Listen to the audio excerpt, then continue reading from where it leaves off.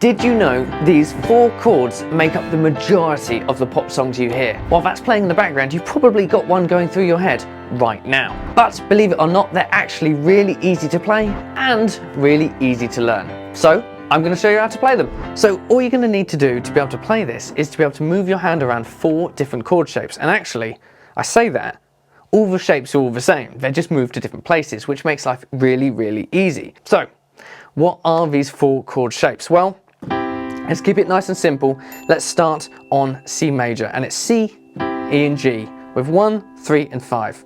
As always, try and keep your other fingers that aren't playing the notes sort of resting on the other keys, or sort of at least in the vicinity, not sort of tucked away like I just did. And when you want to learn a chord and learn it quickly, as I mentioned in a previous lesson, you take your hand away, play it again, take your hand away, play it again, take your hand up here, play it again, take your hand up there, play it again. And now you're giving your fingers reason to learn the muscle memory. And of course, when you take your fingers away, make sure you give them a wiggle, give them a stretch. Don't lock them into a position, because you could sort of cheat and just, oh, look how amazing I am. No, relax the fingers, play it, relax, play it, relax, play it, and pretend you hit the right notes.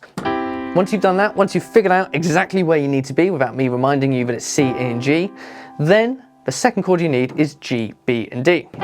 Again, 1, 3 and 5. So take your hand away, put it back down, take your hand away, put it down. And now we've got a second chord. We might as well practice jumping between them so that we're nice and smooth with every movement we make. And in fact, let's add in some left hand now. Already, let's add in a bit of bass. So in the left hand, we're kind of going to play the same thing, I guess. But it's going to be C and G at the same time without the E. If I put in the E, it sounds a bit muddy, because the lower you go, the less notes you need. But just C and G sounds pretty good. Play that with the right hand for the C chord. Sounds quite nice. Now we're going to move both hands up to play G and D. Again, we're missing that middle note because it's a bit muddy down there. And we've got G, B and D together, and it sounds pretty nice.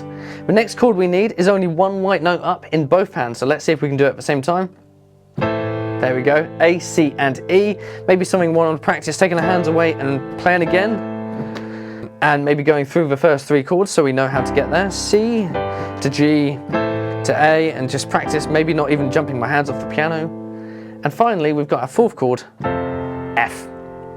So that's F, A and C, or just F and C in the left hand. And you might already hear that it's coming together. So C, E and G, G, B and D, A, C and E, F, A and C, okay?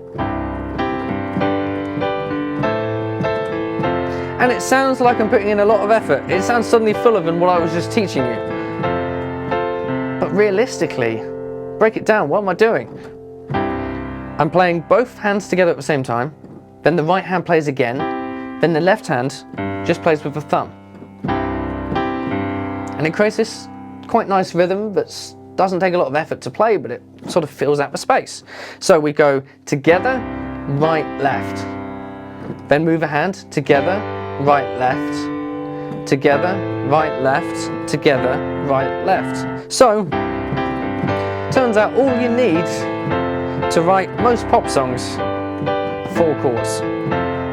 C, G, A, and F. Right, of course, it's practice for the week, and this week you've got to begin by memorizing all of those different chord shapes that I showed you earlier. Once you've done that, you can begin playing them with your right hand and practicing the transitions between each of those chords. You can even use a metronome to sort of tell you exactly when you need to change, just to enforce a little bit more speed and fluidity in your playing. Then, once you've got the right hand sorted, you might want to add in the left hand and slowly build it up. Keep it really slow, keep it really steady, and once you've done that, you can start experimenting with some rhythms. With those 4 chords, who knows, you might just write the next big pop hit.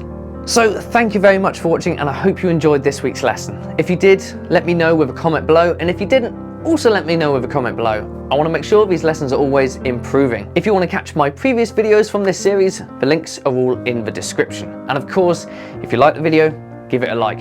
If you want to see more of this content, subscribe. And if you want to be reminded when your next lesson may arrive, 10 AM on a Saturday, make sure you hit the notification bell. And I'll see you next time.